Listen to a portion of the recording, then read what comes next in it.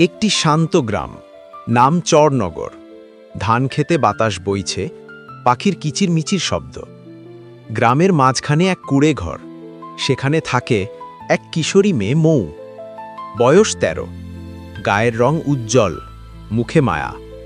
মৌয়ের মা মারা গেছেন সে যখন মাত্র ৭ বছরের।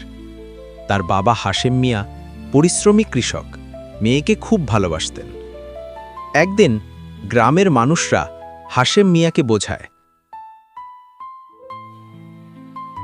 একটা মেয়ে মানুষ সংসারে তো একজন মায়ের দরকার।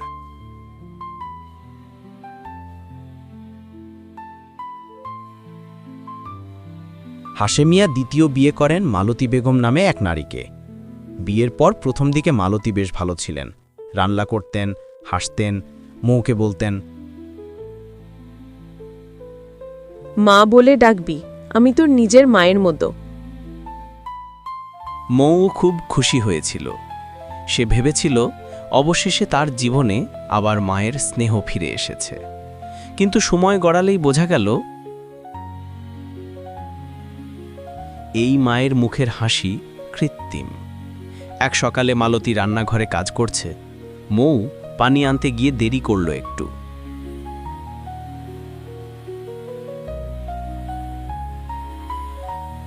এই মৌ, এতক্ষণ কোথায় ছিলি? কাজের সময় ঘুম পায়? মা, কুয়োতে পানি তোলা যাচ্ছিল না, তাই দেরি হলো। মিথ্যা কথা বলবি না, আমি তোকে শিখিয়ে দেব কেমন করে কাজ করতে হয়। সে গরম লাঠি দিয়ে মৌয়ের হাতে আঘাত করল। মৌ চিৎকার করল, মা, খুব লাগছে, ছাড়ো। কিন্তু ঘরে কেউ ছিল না।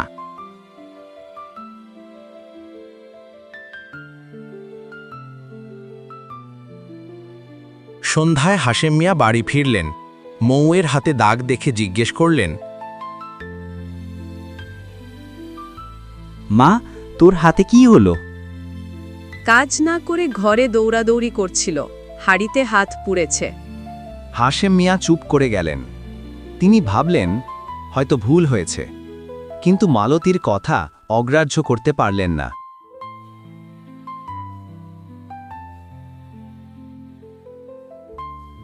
সেদিন রাতে মৌ একা চুপচাপ কাঁদতে কাঁদতে বলল, মা, তুমি আছো কোথায়?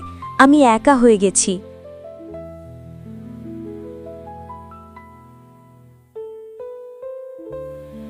দিন যায়, মাস যায়, মৌয়ের জীবন হয়ে ওঠে এক দুঃস্বপ্ন।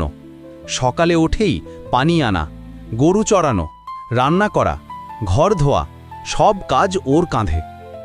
একদিন প্রতিবেশী রফিক চাচা এসে দেখে মৌয়ের গালে আঘাতের দাগ। জিজ্ঞেস করলেন, মৌ, এই দাগ কিসের? মৌ চুপ করে আছে। রফিক চাচা বোঝেন সবকিছু ঠিক নেই।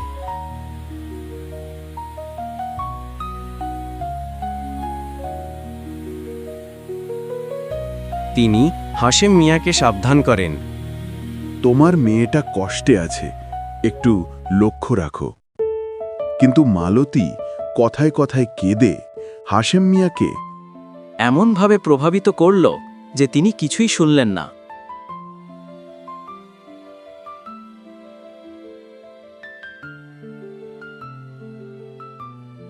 একদিন গ্রামের মেলায় সবাই গেছে, বাড়িতে শুধু মালতী আর মৌ। তুই না থাকলে আমার জীবন ভালো থাকতো। সব কাজ তোকে করতে করতে আমার প্রাণ ওষ্ঠাগত।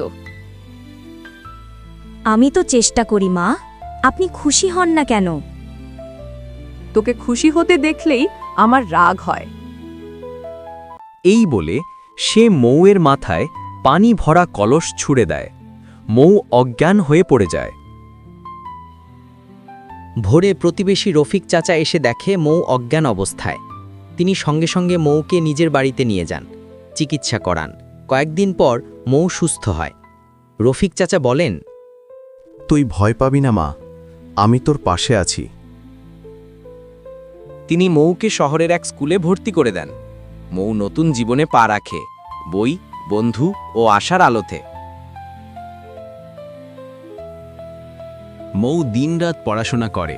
সে ভাবে, আমি একদিন প্রমাণ করব যে কষ্টেও মানুষ বড় হতে পারে। বছর কেটে যায়, মৌ এসএসসি পরীক্ষায় প্রথম হয়, পরে কলেজে ভর্তি হয়। শিক্ষকরা তাকে ভালোবাসে, বন্ধুরা সম্মান করে। তার চোখে একটাই লক্ষ্য, নিজের জীবনের সম্মান ফিরিয়ে আনা।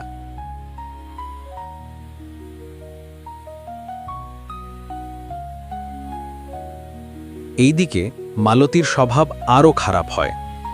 হাশেম মিয়া একদিন সব জানতে পারেন। গ্রামের মানুষ জানায় মালতী মৌকে কত কষ্ট দিয়েছে। তিনি কাঁদতে কাঁদতে বলেন, আমি আমার মেয়েকে বিশ্বাস করিনি, আমি ভুল করেছি। মৌ তখন কলেজ শেষ করে গ্রামের স্কুলে শিক্ষক হিসাবে যোগ দেয়। একদিন খবর আসে, মালতী শেষ মুহূর্তে মৌকে দেখতে চায়। মৌ দৌড়ে যায়। মালতী দুর্বল কণ্ঠে বলে,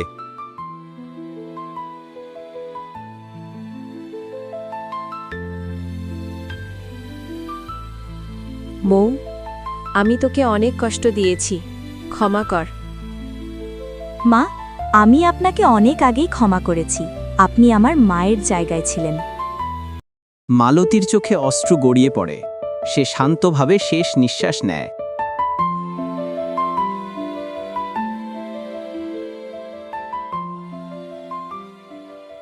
বছর কয়েক পর মৌ এখন গ্রামের প্রধান শিক্ষক।